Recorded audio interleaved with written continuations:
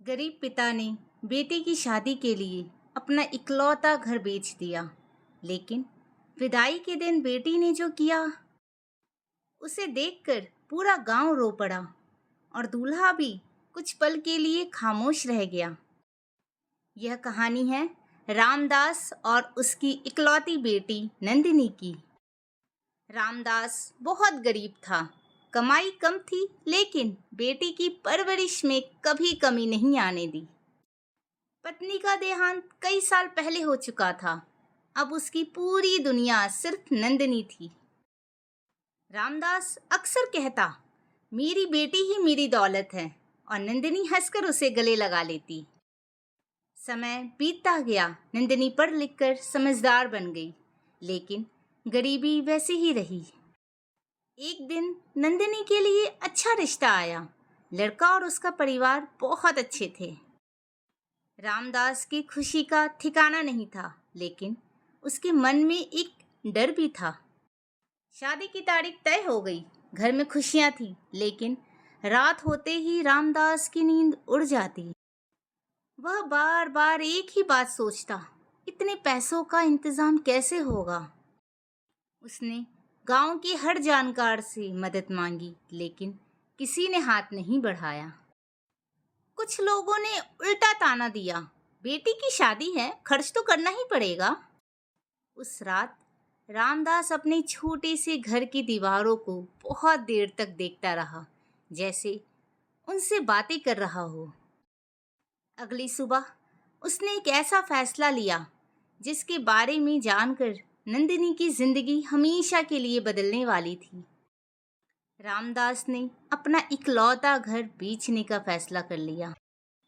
जिस घर में नंदिनी ने बचपन बिताया, जिस आंगन में उसकी हंसी गूंजती थी, वह अब किसी और का होने वाला था। घर बेचते समय रामदास ने दीवारों पर एक आखिरी नजर डाली। उसकी आंखें भर आई। उसने मन ही मन कहा, मुझे माफ करना, आज मैं तुम्हें नहीं, अपनी बेटी का भविष्य खरीद रहा हूँ। घर बिक गया, शादी की सारी तैयारियां शुरू हो गई, लेकिन रामदास के चेहरे की मुस्कान कहीं खो गई थी। नंदिनी ने कई बार पूछा, पापा, आप इतने चुपचाप क्यों रहते हैं? हर बार रामदास मुस्कुराकर बस इतना कहता, बेटियां जब विदा होती हैं तो पिता ऐसे ही हो जाते हैं। नंदिनी को लगा शायद पापा उसे याद करके उदास हैं। उसे असली वजह पता नहीं थी। कुछ दिनों बाद शादी का दिन आ गया। पूरा घर मेहमानों से भर गया। हर तरफ खुशियों का माहौल था, लेकिन रामदास बार बार अपनी नजरें छुपा रहा था। शादी की सारी रस्में पूरी हुई। अब विदाई का समय आ चुका था। नंदिनी अपने पिता के गले लगकर बहुत देर तक रोती रही। रामदास भी खुद को रोक न सका। उसी समय नंदिनी की नजर घर के बाहर लगे बिक चुका है कि बोर्ड पर पड़ी। उसने हैरानी से अपने पिता की तरफ देखा, फिर धीरे धीरे उसे पूरा सच समझ आने लगा।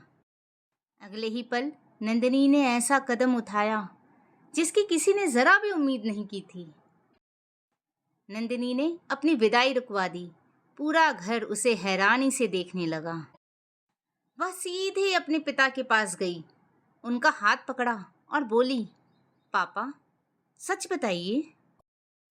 रामदास ने पहले कुछ नहीं कहा, लेकिन आंखों से गिरते आंसू सब कुछ बता चुके थे। नंदिनी ने बोर्ड की तरफ देखा, फिर धीरे से पूछा, क्या आपने मेरी शादी के लिए घर बेच दिया? रामदास ने सिर झुका लिया, बस इतना कहा, बेटी, मेरे पास और था ही क्या? नंदिनी फूट फूट कर रोने लगी। उसने अपने पिता को गले लगाया और कहा, मुझे ऐसा घर नहीं चाहिए जिसकी कीमत आपका आशियाना हो। उसने सबके सामने अपना फैसला सुनाया, आज मेरी विदाई तभी होगी जब यह घर वापस लिया जाएगा। पूरा आंगन एकदम शांत हो गया। किसी को समझ नहीं आया कि अब क्या होगा। तभी दूल्हा आगे बढ़ा। उसने नंदिनी का हाथ थामा और बोला, आज से ये सिर्फ तुम्हारे पापा नहीं, मेरे भी पापा हैं। दूल्हे ने घर खरीदने वाले व्यक्ति से बात की। किस्मत अच्छी थी, वह इंसान समझदार निकला। उसने मुस्कुराकर कहा, मुझे यह घर नहीं, इनका प्यार चाहिए था। अगर बेटी यही चाहती है तो मैं यह घर वापस कर देता हूँ।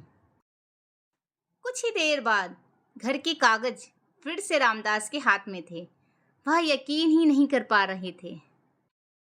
विदाई से पहले नंदिनी ने अपने पिता का हाथ पकड़कर कहा, पापा, बेटियां बोझ नहीं होती और उनका घर बसाने के लिए पिता को अपना घर कभी नहीं बेचना चाहिए। उस दिन विदा सिर्फ एक बेटी नहीं हुई, एक पिता का दर्द उसकी मुस्कान में बदल गया और पूरा गांव उस पल का गवाह बन गया। धन्यवाद।